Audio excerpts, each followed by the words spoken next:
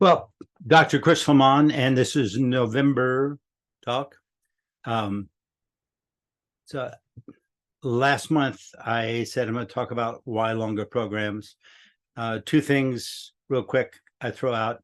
Number one is that when people come into some type of crisis in their life, whether it's a health crisis or emotional crisis, today in science, we're finding more and more of this tying together. Diet has a lot to do, attitude, all the above. They come on in and they start to take some classes, they start to get some changes in their life. The idea that they entertain and start to practice, if they keep practicing it, has a profound effect for as long as they play with it, as long as they entertain it. But because of the levels of learning that I talked about in the last month's talk, level one learning is pretty much just protocols. So if you come in, you learn to ground your body and blah, blah, blah. Then 3 years later, you can ground your body and get an effect out of it just like you did. But if you don't do any of that, if you just lose sight of that, if you just get lost, that's normal for humans, lost in redundancy. And I'm going to talk a little bit about the need for long-term programs, and that's because of the loss of redundancy. So what happens is that they get back into the habit of being that they had before they had learned something totally new. And as a result of that, they dissipate back. So we have some effect. Some people have an effect that lasts their lifetime. Some people have an effect that lasts relatively shorter periods of time. Some people I see a year later and they're just coming back, taking the program again. And they're going, wow, I've forgotten a lot of these. Or last time I took it, you didn't say all these things. It's like I have recordings, and I give them recording and said, here, you can listen to that class. I got it recorded. I used to record them all so that because I was not interested in my redundancy, I was interested in the questions. The questions I got from people in class allowed me to update my material and expand it out. That's what I was recording it for, so I could hear those questions again and again and contemplate it. So this is all tied around first level learning protocol. Do this and it'll be different, right? Go see a doctor. He says, go on a diet, don't eat sugar, quit drinking all that beer, blah, blah, blah, blah, whatever. You do all that. And yes, it has a profound effect on you. No doubt we'll make those changes if you do it. But once again, 93% of the people don't do that. So it just means that a percentage of them most certainly do. They get healthy. A lot of them have to come back and get told again. Every time they get told, they get closer and closer. That redundancy is how we start to secure things in. It is not the only way. The idea for the classes was to teach you a different way of securing things in, but that doesn't always get registered, right? Can it get bigger? Yes, we could get the level 2 learning and level 3 learning. That would be bigger, right? Gregory Bateson's terms again. So I would then put together a short snippet program for like 6 months. That was just simply, we'd take what they learned in a 6-week class and just do a lot of redundancy in different characteristics, different steps, different life aspects, time in life. That's what we do. And that would then sink in. It would find wherever it was rooted in the redundancy, where you now have smaller level choices that you can make. The effect was much, much better. Did it last forever? Well, for some people, yes. Some people, no. Some people, short term. Some people, I would see a month later and they would like have questions or couldn't remember. I recorded those too. So I started doing workshops that were weekend workshops where we could all get steeped, a theme, whatever, leadership, maturity, harmony, just a theme. But we would sit there with a theme and use the exercises and use the same concepts to reinstate. So then someone could take a program and they could take a longer length program, 6 months, and then they could come in maybe once a year or once every 2 years to a workshop on a weekend and get steeped in a group of people actually utilizing all those concepts and see how it affected them. And so that was my next move.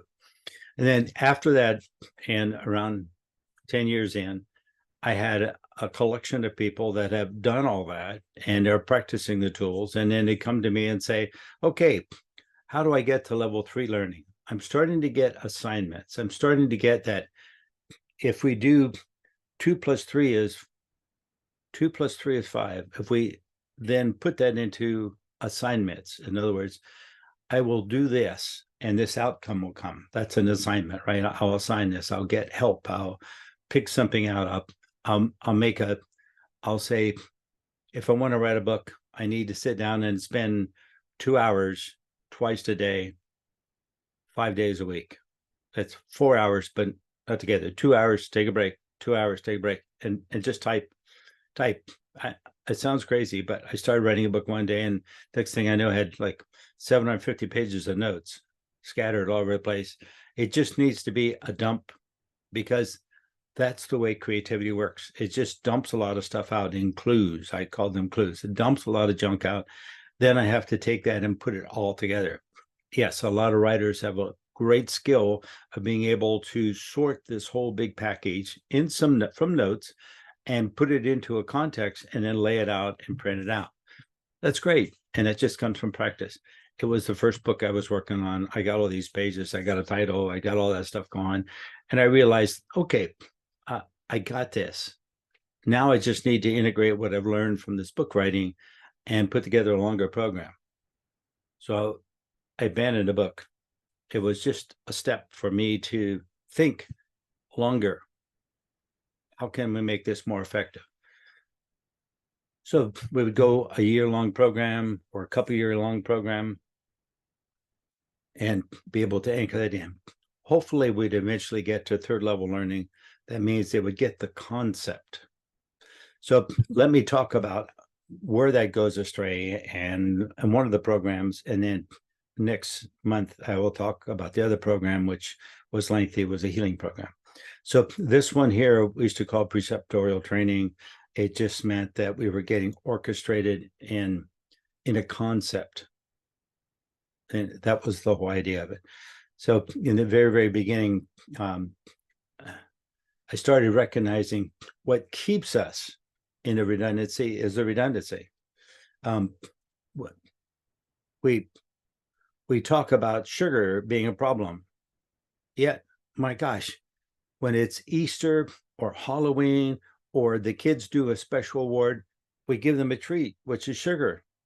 We actually produce a training of being able to pollute our children so that when they become adults, they have the habit of eating tons and tons of sugar, and then they go on to fatty liver and eventually diabetic.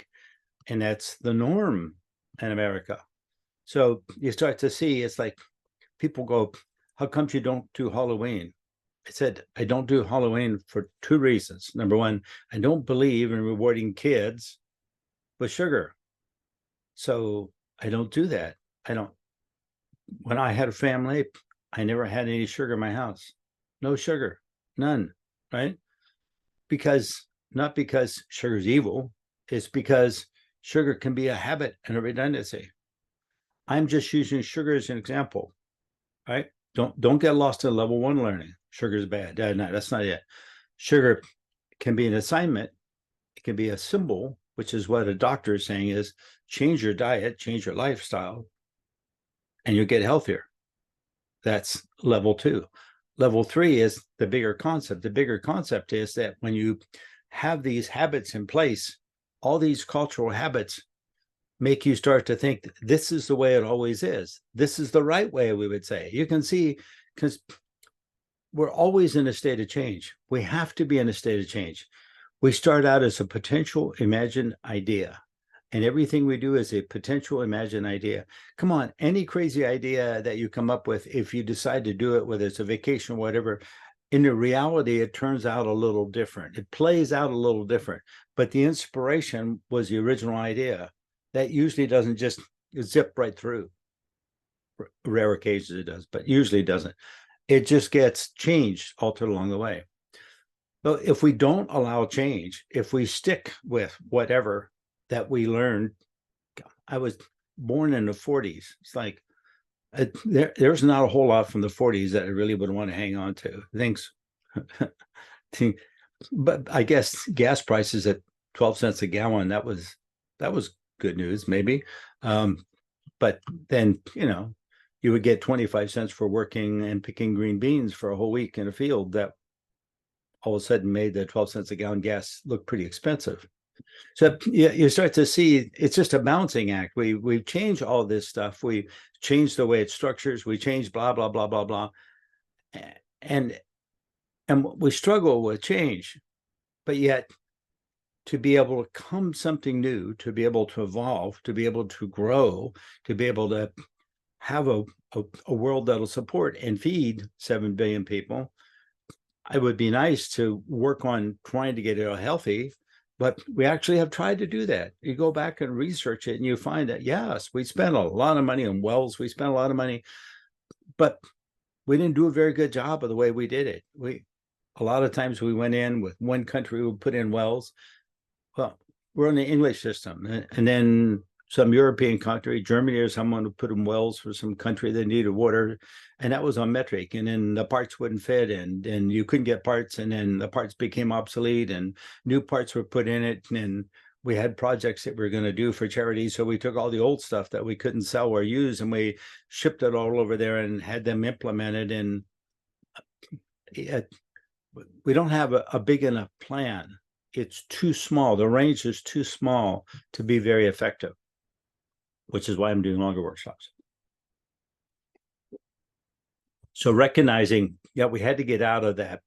This is the way it is, right or wrong. That's called dichotomy. This is the right way. That's the wrong way. Right now, today, we have 2 wars going on in the world. Who knows what they'll escalate into over a right way and wrong way theory, right? It's complexity and complexity. It's like half of the people say this is the right way. The other half say this is the right way. So therefore, your way is the wrong way. And they want to kill each other over it. Like, oh my goodness. It's like, what is this? Why do we have to impose that? We have to impose that because the nature of human is redundancy. If I learn to do it, I'm learned it the right way. Everybody should do it this way. If I'm not too thick-headed, I can get it in there that there's a better way to do it. Not necessarily wrong, but better. Wow, that would be good. Or what if you did it one way and I did it a different way? Not a problem. My wife thinks and operates totally different than I do. So she might think she's right and I'm wrong. Okay, maybe. But I don't think she's wrong. I think she's really wise. I just do it differently. I might be wrong. I don't care about right or wrong. I do it the way that it works out very efficient and effective for me. If she's going to do it, she does it differently. Okay. So she says, can I help? Okay. Or she wants me to help. Either way, I could say, I can do part of this because I do it differently than you. I can do this part and get it done for you. And then you do the rest of it your way. And that's how I worked it out. If a man and woman can do this, yes, I had a lot of practice. I was married and failed a lot. But now at 80, I finally calmed down a little bit and said, okay, she does it differently. I need to get out of the way and let her do it. Not the way I would do it. Do I have judgments and opinions on it? Well, yeah, but I'm not sure that they're right for her. They would be right for me. If I had to do it her way, it would really drive me nuts. But then it doesn't drive her nuts. She does a good job, really, in everything she does. She does an amazing job. I think it's important to note when you start to the basic concepts of getting along comes from what? Relationships. Yes, you start with family relationships. That's far from perfect. Brothers, sisters, whatever. And you try to take what you've learned and alter that so that you become a mature person and having a family relationship, because this whole world depends on the structure of relationships that are bigger than a tribe of 40 people. We have to be able to get, even 40 people don't agree. whatever size your family was, I'll guarantee you there were family members that didn't disagree, that didn't agree, that did disagree. Um, and that is absolutely normal. So you have to learn the normality of that and be able to put that into your structure and let it be that way. That's why I put together a long program. I get people committed to meet once a month, homework assignments another week, assignments they turn in, whatever, for 2 years. And we start working with dichotomies. And by the time a year and a half is up, they look at this and they said, no matter what we do with these, they don't work out. No, they don't work out. That's the redundant nature of things. Dichotomies is this is right, this is wrong. Redundant. I always do it the right way, no matter what. But then the person over here is always doing theirs the wrong way. Oh my goodness. But it's working for them. What is the argument about? So that's what I want them to look at. I want them to look at that. So I have some longevity. These people, they got into it. They never arrive at like, now we've got it all figured out. They arrive at like, oh, now we need to get a bigger range and we need to look at it differently. They're always up for grabs for like, how could this be a little different? How could this? You know? So it takes a big commitment out of thousands of people that came in and took basic classes. Maybe 100 are going to be in those long-term programs. And those people in the long-term programs, they found themselves at a place to where they finally got to level 3 learning. They started looking at that and they said, oh, we could do it differently. We could assign it to something different. We could then look at a multitude of assignments for different ways. We could do this way, this way, this way, this way, and then we could change it all around and it could all work out. It's like amazing. And we don't have to then draw a line and fight over it. And that was a goal. So does it take a group of people? I would keep the groups fairly small. A dozen people or so in the long-term programs. I had several different programs going, but the group that met on a regular basis, I would keep somewhat small, interactive. And so that they would communicate with homework assignments, they had to share, they had to work with partners sometimes. And so that they could start to see. And it's just like, we just did a trust exercise and it was fun to see how many people you'd blindfold them and you had a beanbag or something, an empty cup, whatever. And we had a trash can and they would blindfold them and you would be standing there blindfolded and your partner would tell you how to walk and which way to go so you could get over and drop that cup in that trash can blindfolded. So you just really had to trust for their directions. They say a little more to the right, a little, that's too much, a little back. Okay, there you go, right? Okay, a little, slow down a little bit. You're just about the trash can. Okay. And they give them directions, just a simple trust exercise, a million different ways out there. I just made it simple. And it was fun to see how many people could trust someone blindfolded to give them directions and follow it. How many could follow directions and how many would just ignore what someone was saying and just walk down there and throw it on the floor and totally miss a can. They need to have, in a family, it's great if you can have all these experiences. I think that once upon a time, that was the idea with a family group. When I was a kid, I'd have breakfast in the morning and I'd say to my grandmother, see you later, I'm going. And I was 5 years old and I just would go out in the world and I'd be walking all day. I'd go visit people. I'd go down to the shoe. There'd be a guy downtown that shined shoes. I'd go down and talk to him because he was sitting there doing nothing. And I would talk to him. I'd wander around. I just knew the whole neighborhood. 5, 6, 7. I just wondered. I got lots and lots of interactions. It wasn't a scary world. It was a learning curve world. We just got to explore things. We got to find plants. We got sent out looking for spearmint plants, and we come back and said, these the right ones? And we collect them from a field somewhere a mile and a half down the road into some farm country. All those interactions we could do when I was a kid, and now things have evolved. So learning still needs to be in that format, but now it needs to be managed and controlled a little bit, because in the 70s we had a lot of risk out there, whatever cycle we were going through. Then all of a sudden by the late 90s we got a little safer out there. But I go to city parks, I don't see kids. I'm out walking every day. I walk over to the park, it's about a mile away, and I don't see any kids in there. I don't see any kids. Sometimes you'll see on a Sunday, you'll see a parent over there with a kid for a short period of time, but during the week, no way. No kids. I don't know where they're at. I talk to neighbors and stuff, and I ask what they do, and it's just like they've got their kids pent up inside the house. They don't go out, they don't play on the street. My mother would always yelling at me about stay out of the street, and all these kids, I don't even see them on the sidewalk. I could yell at them to stay out of the street if they would go in the street. They don't go in the street. They don't have a relationship with attention and risk and how and what that means.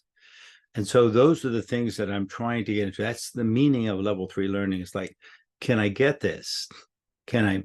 It is, don't go in the street, just level 1, but then the next day I can go in the street because we're going to the neighbor lady's house. And then, like, what is the big picture? What is the dangers that are lurking? Can I see that? Can I figure that all out? I can remember a little boy that lived next door.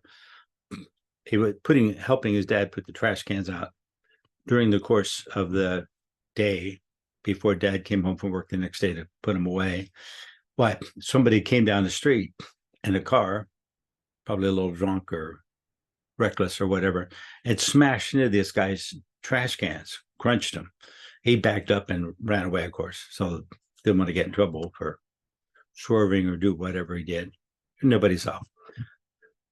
But the father came home, and I was outside, and I could hear, and a little boy came out, and he says, "Dad, I'm sorry. I was watching the trash cans, but somebody ran over them."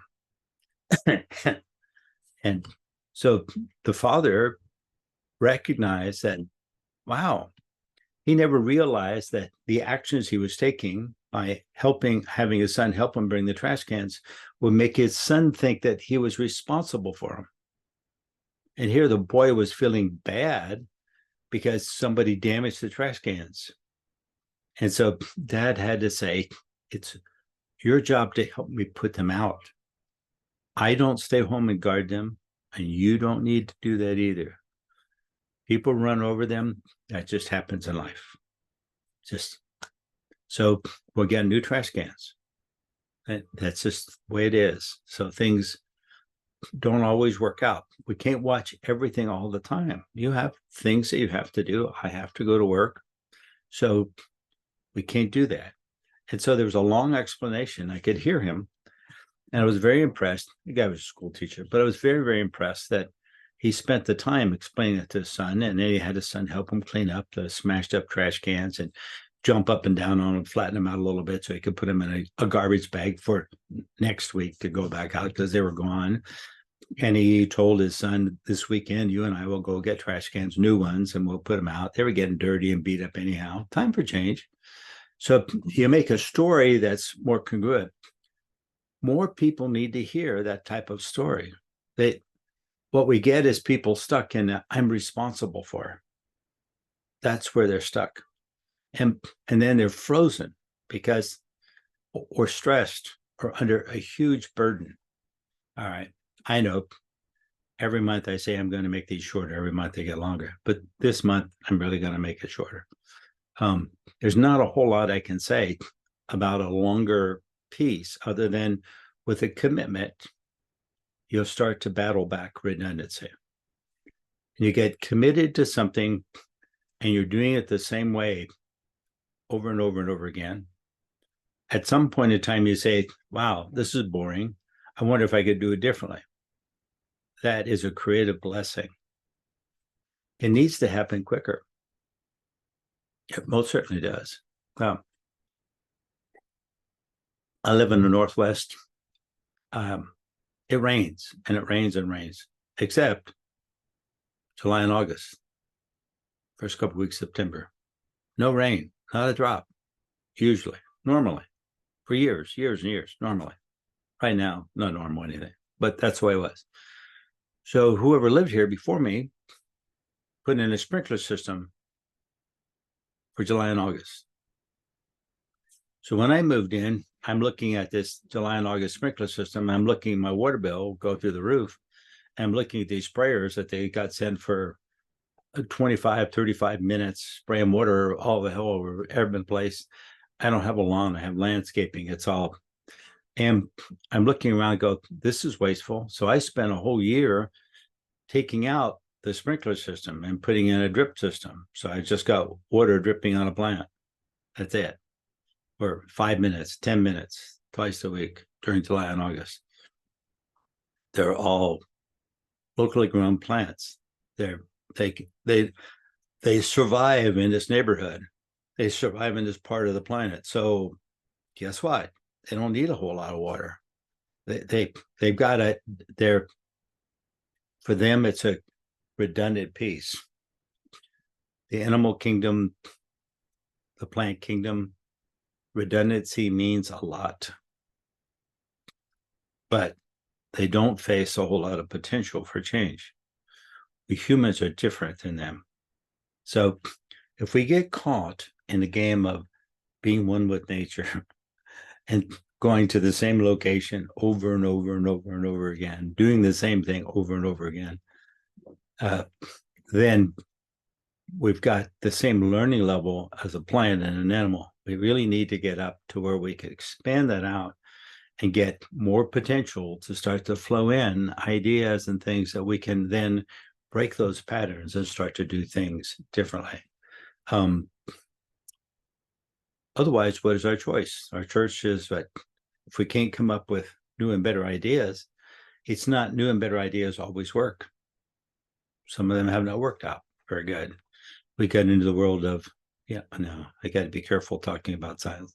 And I will be careful talking about science. But anyway, so those options of ideas that work and ideas that don't work, it's just a normal thing, right? We get a whole stream of ideas and they work. And then after a while we find, oh, these didn't really work very well, but here's a better idea. So we had things in life that was a good idea and then we had to get rid of them.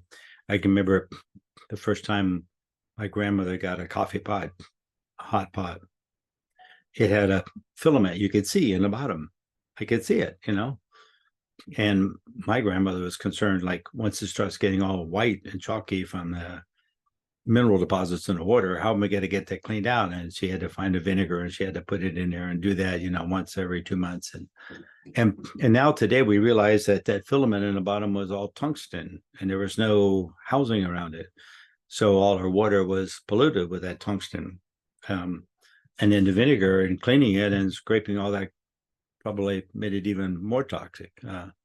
So those are a gentler reference when I started to talk about science, is like how things get developed became very, very useful. Having that hot pot come in to make a pot of tea or a pot of coffee was far more efficient, especially back in the days of wood stove where you had to go cut wood, split wood, bring it in and put it in there, or coal. We had one coal stove for a while that I can remember. We had to bring coal in. Your hands got all dirty. It was a mess and it smelled and your eyes would burn. And so having a little electric pot, that was a big improvement in the world. And pretty soon we had a better stove and we actually had a water heater and we didn't have to heat it up on the stove. And that made so much room in the kitchen, we could take the refrigerator on the back porch and bring it into the house. I know that seems a little odd, but, on this last trip I was on, I was pointing out to my wife in a few houses, it's like, notice over here, this house was built back in the 40s, 47, 48. This house we were looking at, we were visiting some people. And where's the refrigerator in the kitchen? And she's looking around and says, I don't know. I said, go out on the back porch. Like, oh, they closed the back porch and they put a washer and dryer and a refrigerator on the back porch because that was not a consideration when they built houses back then.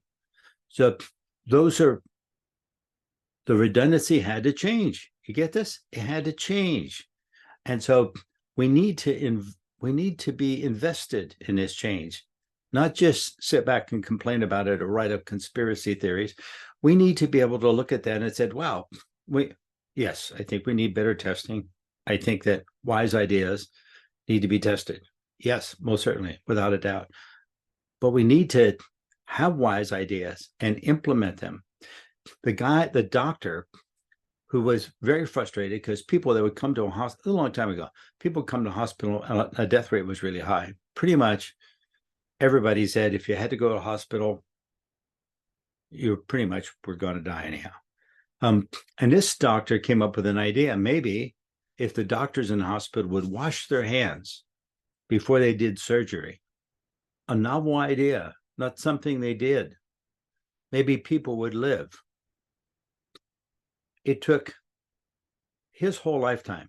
They laughed him out of the business.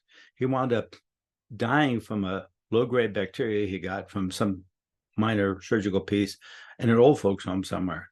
So all his life, he was never able to talk surgeons into it. But eventually, some more research came out. A few more people got on the bandwagon, and we started doing that, and people started surviving. That was not spread as much.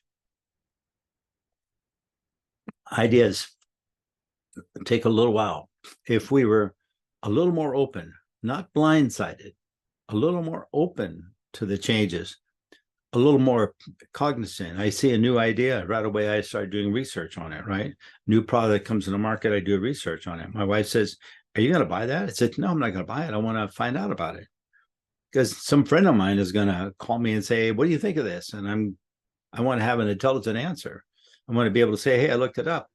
I just did that last night. Somebody sent me a product and said, what do you think of that? I said, well, I looked at the research. The testing so far seems to be pretty good.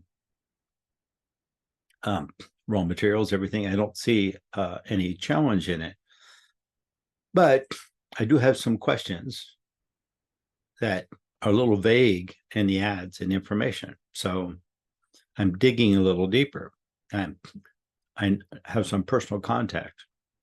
I got some college background. I know people that were going to college. They're professionals in business. I've contacted a few of them, and it's kind of surprising. I got doctors, PhDs come back and said, yeah, it's a pretty good product. It does have some side effects. So the problem is we work with what we got.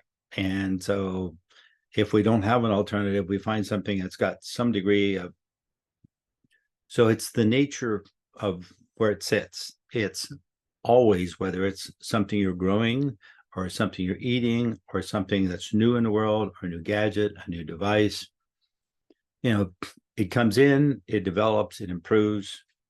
Is there some risk involved? There's always risk involved in innovation, always. Potential, there's always risk involved. You could have a wild idea and it totally fails. I know people that have wild ideas that I really think their ideas are going to fail. Do you think I should call them and tell them about that? I'm not going to do that because it might be successful and the whole world might benefit. So longer range, you get it? Longer program, longer range, bigger piece, bigger package, right? So we can start to see where this is winding up, where is this going. It's really very, I think it's very important to not lie to ourselves and think things are going to be the same forever. They're going to evolve because it's all built on potential. Potential is always going to be streaming, always turning over. Right? Yeah. Yesterday's potential. How many people buy Kleenex products, but they really get a facial tissue? It's not Kleenex, but they call it Kleenex, right? So we see brand names tied to packages because they were the first on the market with it. And now there's competition out there, and that's a normal thing.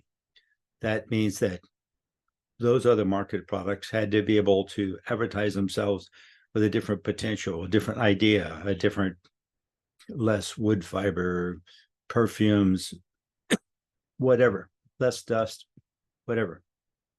Yes, I just came back from a road trip, and And so it takes me a little adjustment when I've been driving for 30 days across.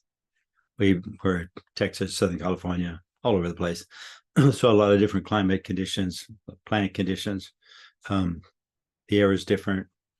Kind of amazing. As I got into a different city, I would look up on my tablet and they'd say, pollution level's high today. And I look out the window and it's clear. And I'm going, gosh, it used to be, I lived in Southern California for a while. So when they said pollution was bad, you look out the window and you couldn't see the mountains for the smog.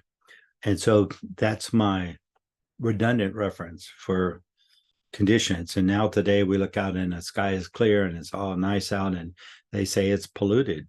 And it's like, wow, it's changing. And it's also beginning to be less noticeable. I had to use my breath and a little, that's kind of interesting. Wow, that's intriguing. And so it's like, I guess they're right. There are particles in the air that I can't see, but they're affecting me in a certain sort of way. That's kind of interesting. So has that always been that way? I don't know. I have no idea. Is this a new creation? I don't know. Possible, right?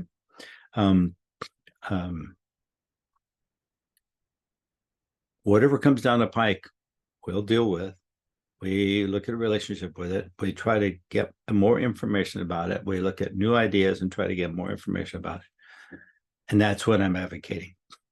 To become more informed allows you to be able to embrace potential and run with it and make it safe and effective for you.